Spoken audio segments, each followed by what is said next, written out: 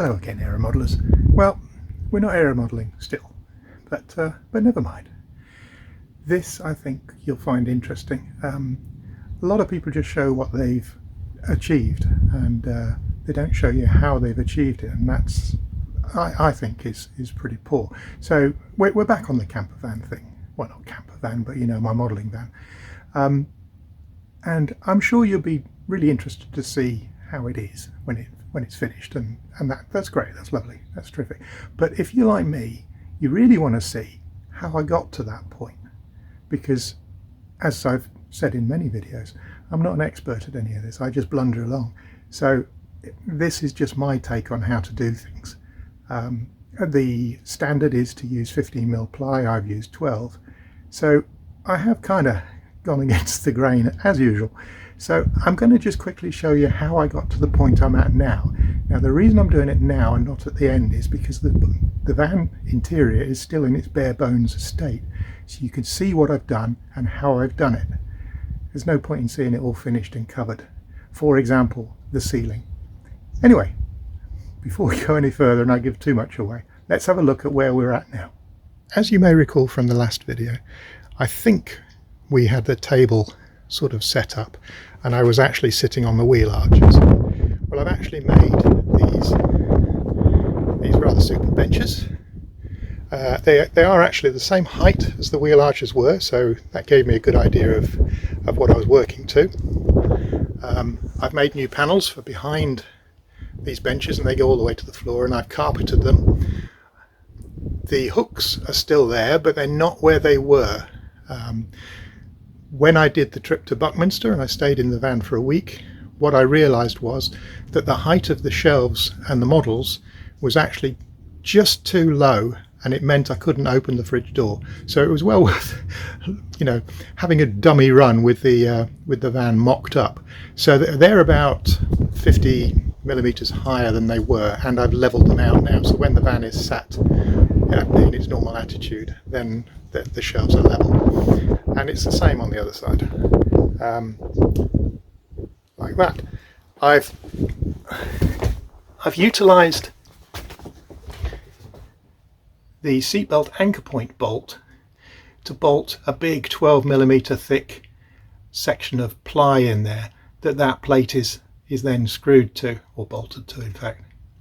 So that isn't going to go anywhere, and the rear one, rather than being just screwed into the ply panel, is actually now screwed into the bodywork as well. So those mountings are sturdy enough now that I could actually lay across them if I needed to. In the rear corners, you'll see I've also fitted a USB. Let's just turn it on so you can... There's a USB charging point on that side. And then same again on this side. Just turn it on. And then there's also a 12-volt charging socket there. Again, these panels are made of ply, and then they're just carpeted with this rather magic four-way carpet that these van guys use a lot. It's a bit thick and fluffy. As you can see, I'm still trying to work out the best way to hide the screws. These little covers are probably going to be the answer. Little stainless steel sort of cup washers. That's probably going to be the answer. So these benches, there's a rather nasty looking piece of pine along the front here. That's going to get replaced by either a nice piece of teak, which I quite like the idea of that. Nice piece of teak or hardwood or something like that along the front.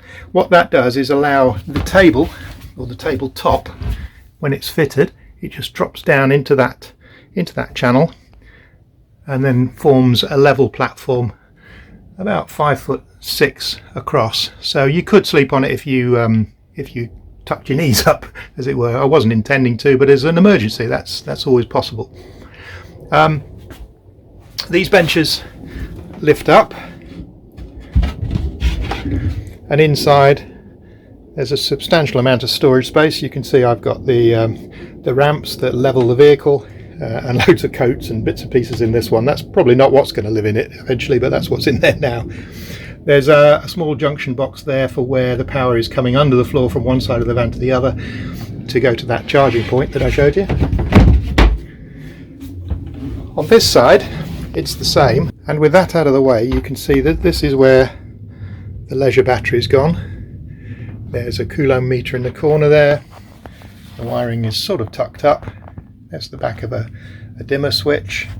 There's the panel with all the fuses, and then this is my coulomb meter. So if we go to the other side of that, you can see there's a switch with the dimmer for the interior lights, and there's the coulomb meter, and we're showing that we're drawing 0.001, or is that? No, 0.015 of an amp, so virtually nothing. That is effectively what this meter is using, and that's it. So that's not a problem. Down here you'll see there's another little wooden block covered in the carpet with an XT, I think that's an XT60 connector that connects directly to the battery, and that's to bring in the solar panel power if that's required, or it's to go straight into my charging suitcase for when I'm charging models. So I can use it in either capacity.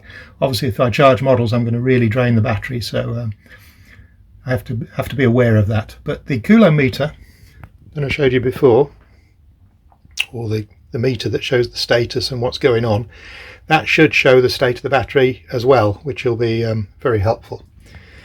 Coming around to the front, I've taken the bulkhead out, or the upper section of the bulkhead I've taken out, and this has made the van a lot more open, which is nice. But what it does do is mean that there's a little bit more noise from the back of the vehicle. So all of this furniture squeaking and rattling, and the lids rattling and what have you, is heard a lot more clearly, which is not so good. I've got some little foam strips, door insulating ceiling strips, that I'm going to put around the edges of all of these units, so that when the shelves sit in, the lids sit in, they don't rattle. You can see there's quite a lot of space in these. I've not bothered to do anything to the wheel arches or hide them or anything like that, because they do provide little stowage areas for small bits and pieces. I've put a panel in to protect the battery from anything that might be in this storage locker. The backs will probably be carpeted, I'm not sure yet, but we'll see. You can see also that I've used the Craig pocket tool, and it's a way of making pockets in the edge of the panel that you can then screw into. It means on the outside there's no visible screws, which worked very well. Now the Craig one I've got is supposed to be, I think it's 13 to 25 mil or something like that, and I'm only using 12 mil ply, so I'm right on the limit of being able to use it. But it does work fine as long as you set it up carefully. It'll work fine.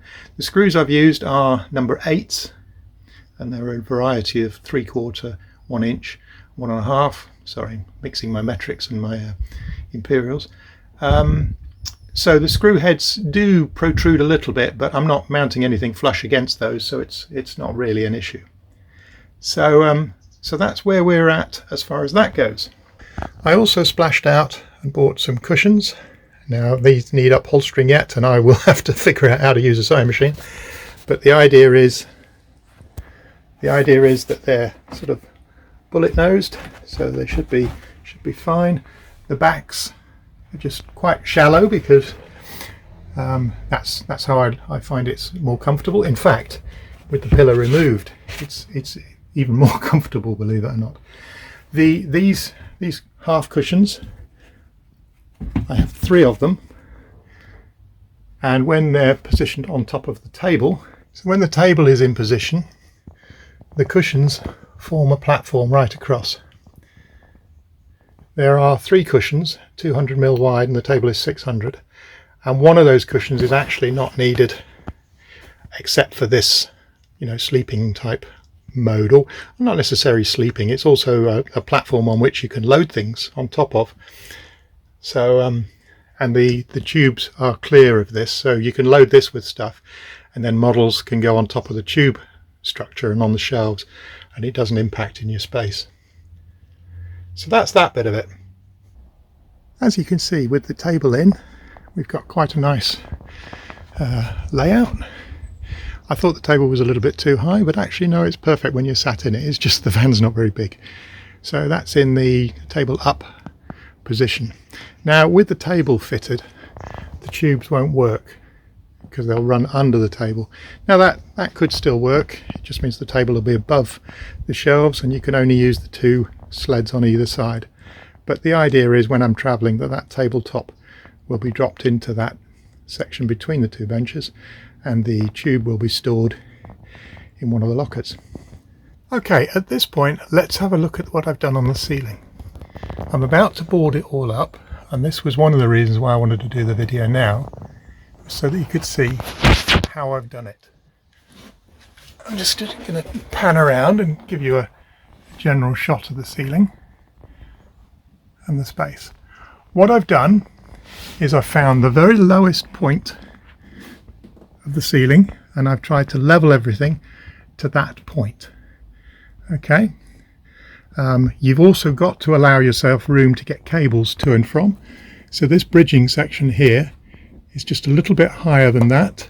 So there'll be a gap between the ceiling and that allows all my lighting cables and stuff to go from fore to aft, because the lighting comes from that far corner that you can see over there, and then it comes over to the middle and then along the center.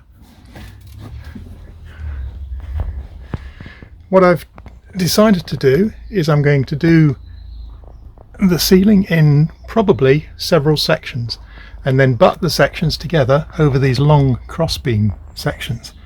I'm not sure if that's going to work, and you know what I'm like, I change my mind every other minute, but the idea is that the central section is basically a 2 foot by 4 foot, a 4 foot by 8 foot sheet of ply, quarter ply. Little tiny thin stuff. Well, I say little, it's not in the modelling terms, but in the van terms it is.